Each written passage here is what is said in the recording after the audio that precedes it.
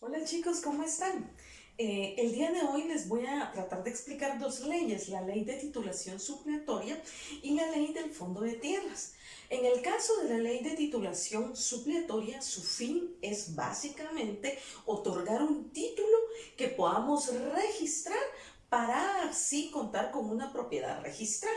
Establece los requisitos, los límites de tierra, no más de una caballería, establece los procedimientos e incluso establece el recurso en caso de que quieras apelar la decisión del juez competente.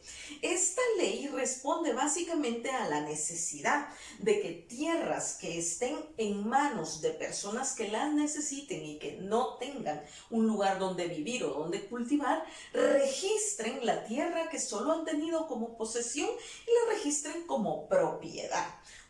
Por supuesto hay límites, no más de una caballería, se tiene que tener en cuenta algunas cosas, pero ese es desde el punto de vista agrario el objetivo de esta ley. Recordemos que vamos a evaluar las leyes desde el punto de vista del derecho, de la rama del derecho que estudiamos. En derecho civil seguramente se pondrán, o en notarial, se pondrán más en el procedimiento, o etcétera. Para nosotros lo que importa es el fin, que es entregar en manos de campesinos o indígenas desposeídos, personas que no tienen tierra, entregar una tierra que necesitan y que en este caso les va a servir. Por eso el tamaño es límite y por eso tampoco se pueden registrar excesos.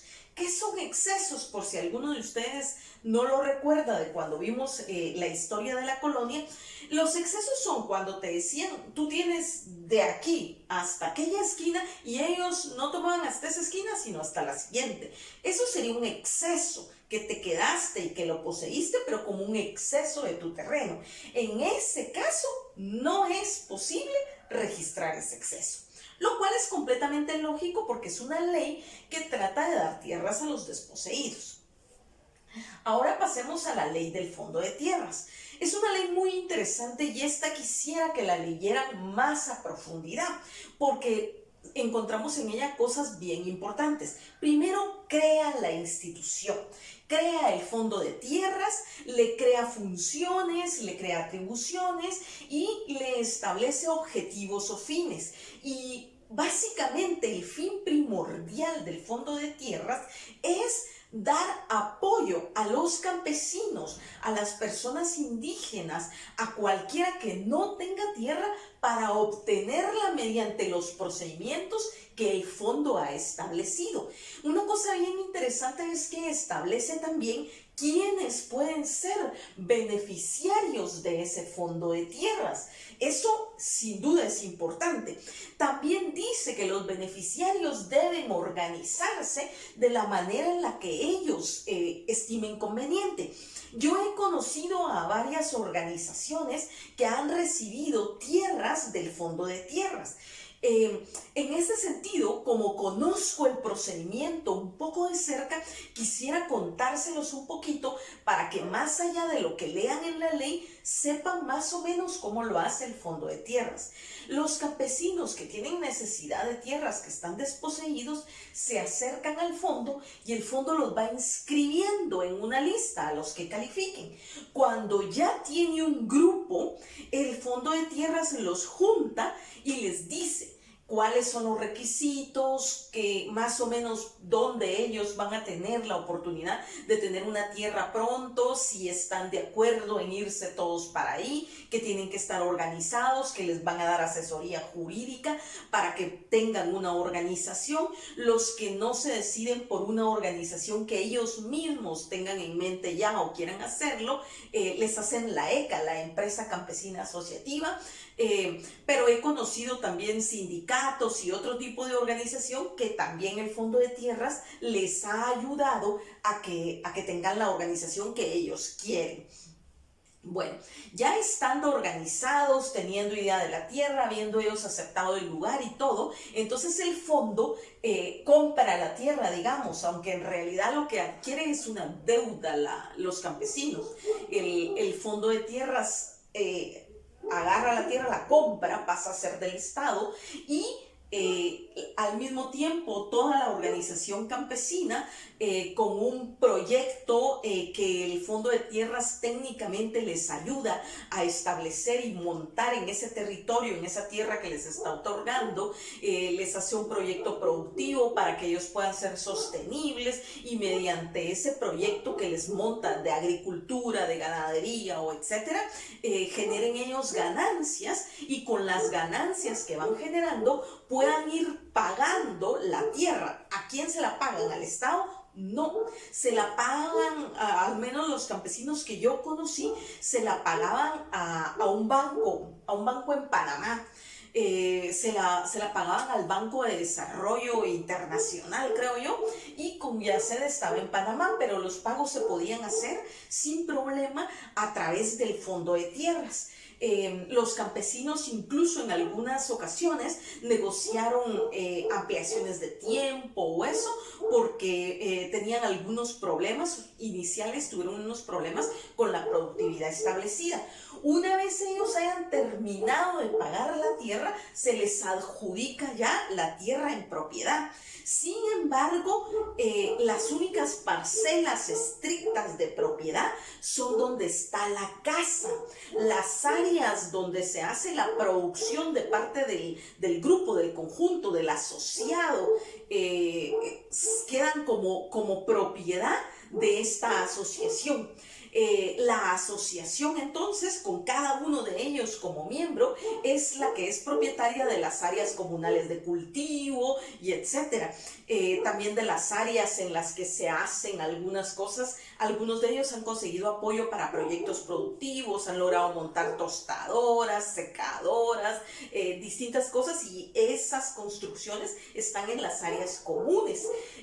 Adicionalmente, otras cosas que están en las áreas comunes es que algunos han logrado diligenciar escuelas en su propia finca y otro tipo de, qué sé yo, centro de salud, escuelita, oficinas para el COCODE, todas esas cositas quedan en las áreas comunes para todos. Una cosa que yo he notado o que me parece que quizá da algún tipo de problema es que a menos que los campesinos estén previamente organizados antes de llegar ahí, el Fondo de Tierras agrupa a los que hayan llegado sin importar de dónde son.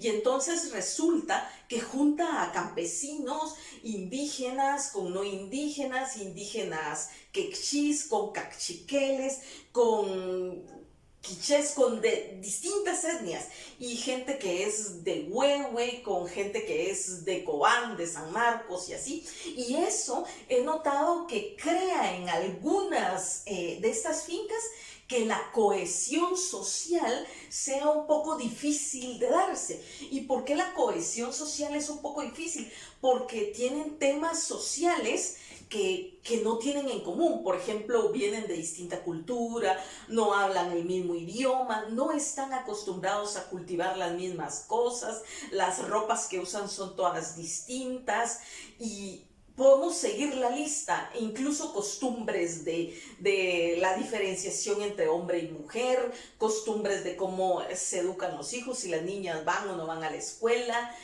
Todas esas cosas hacen que la nueva comunidad le lleve un tiempo ajustarse a la idiosincrasia de cada uno y aceptarse como son. En ese sentido, algunas ECAs o algunas asociaciones han tenido problemas para pagar la tierra, o incluso he visto que han tenido que sacar a miembros o distinto tipo de asunto que se ha dado. Sin embargo, me parece que es un mecanismo relativamente eficiente. Lástima que no tenga los suficientes recursos, y que es un mecanismo que, si se puliera y se tratara de trabajar todos esos asuntos sociales que les falta, podrían llegar más lejos. Quizá la deficiencia es en parte a que ellos cuentan con personal, por ejemplo, cuentan con muchos técnicos que les ayudan a montar los proyectos, tienen asesoría legal, tienen varias cosas así, pero con lo que no cuentan, por ejemplo, son con trabajadores sociales que les ayuden a crear como una cohesión entre todos ellos. La ley es muy bonita y tiene cosas muy buenas que se pueden seguir haciendo. Lamentablemente parte de la ley establece que debe ser el propio fondo el que debe estar buscando cómo financiarse o ser sostenible en el tiempo. Y yo creo que eso es un poco difícil, que tendría que ser un poco más por parte del Estado. Aunque ellos como sostenibilidad lo que han hecho es que es el campesino el que paga la tierra y no ellos, y así van ayudando a uno tras otro mientras adquieren la tierra. Otro problema que tienen los campesinos cuando llegan a una finca es que la encuentran completamente desmontada. El finquero la vacía de todo, la tala, le quita absolutamente todo lo que puede y hasta que está así la entrega. Y el Estado lo acepta. Entonces suelen llegar a territorios sumamente degradados que es un poco difícil restaurar y regresar al nivel de productividad que se necesita para realizar los pagos, porque estas son deudas que ellos van adquiriendo y que se necesita pagar, no les están regalando la tierra.